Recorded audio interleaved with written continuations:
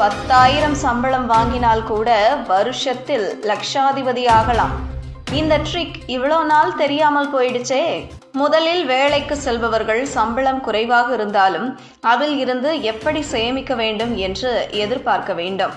மேலும் சிறு சேமிப்பு தான் பெரும் வெள்ளம் போல. மாதம் 10,000 ரூபாய் சம்பளம் வாங்கினால் கூட வருடத்திற்கு எவ்வளவு சேமிக்கலாம் என்று பாருங்க. சம்பளம் 10,000 தான் என்றாலும் சேமிக்க முடியாது என்று நினைப்பது தவறு. சம்பளம் எவ்வளவு இருந்தாலும் அதை எப்படி கையாள்கிறோம் என்பதுதான் முக்கியம். பலர் அதிக சம்பளம் வாங்கியும் மாத முடிவில் கையில் ஒன்றும் இல்லாமல் தவிக்கிறார்கள். சிலர் குறைந்த சம்பளத்திலேயே பெரிய தொகையை சேமிக்கிறார்கள். காரணம் பணத்தை கையாளும் பழக்கம். மனதில் உறுதி இருந்தால் 10,000 சம்பளம் இருந்தாலும் ஒரு வருடத்தில் 50,000 ரூபாய் சேமிக்க முடியும். சேமிப்பு என்பது நாளை செய்ய வேண்டிய விஷயம் இல்லை, இன்று தொடங்க வேண்டிய பழக்கம். சம்பளம் அதிகமானதும் சேமிப்போம் என்று காத்திருக்காமல் அடுத்த மாதம் சம்பளம் வரும் நாளிலிருந்து ஆரம்பித்து விட வேண்டும். முதல் மாதத்திலேயே சேமிப்பை தொடங்கினால் அது மெதுவாக பழக்கமாகி வாழ்க்கை முழுக்க தொடரும். பழக்கமான சேமிப்பு தான் எதிர்காலத்தில் நம்மை பொருளாதார ரீதியாக பாதுகாக்கும். முதலில் சம்பளம் வந்த உடனே ஒரு சிறிய தொகையை சேமிப்பு கணக்கில் போட்டு வைக்க வேண்டும். அது பெரிய தொகையாக இருக்க வேண்டிய அவசியமில்லை. மாதம் 2,000 ரூபாய் கூட இருந்தால் போதும்.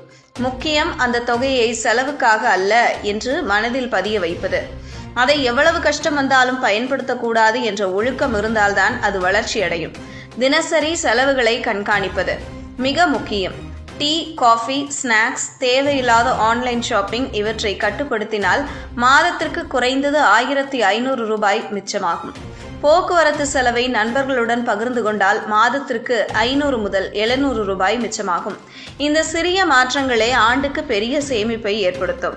மின்சாரம், நீர் வீணாவதை குறைத்தால் மாதம் 200 ரூபாய் குறையும். வீட்டு பொருட்களை திட்டமிட்டு வாங்கினால் தேவையில்லாத செலவுகள் 1,000 ரூபாய் வரை குறையும். வீட்டில் எது தேவையோ அதை மட்டுமே வாங்கும் பழக்கம் தேவையற்ற விருப்பங்களை குறைக்கும். இதனால் சிறிது சிறிதாக சேமிப்பு அதிகரிக்கும். இந்த வழிமுறைகளை வருடம் முழுவதும் பின்பற்றினால் 50,000 ரூபாய் கையில் இருக்கும். சம்பளம் குறைவாக இருந்தாலும் சேமிப்பது சாத்தியம் என்பதை இது நிரூபிக்கும். முக்கியம் சேமிப்பில் தொடர்ந்து இருப்பதே. ஒரு முறை இடைநிறுத்தினால் மீண்டும் பழக்கத்திற்கு திரும்புவது கடினம். சம்பளம் எவ்வளவு என்றதை விட சேமிக்க வேண்டும் என்ற மனநிலைதான் முக்கியம்.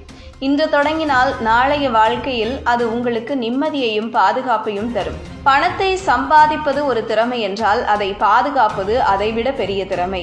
இன்று ஒரு சிறிய தொகையிலேயே தொடங்கி பாருங்கள், அது நாளை பெரிய தொகையாக வளரும். சம்பளம் குறைவாக இருந்தாலும் அதை சரியாக திட்டமிட்டு செலவை கட்டுப்படுத்தி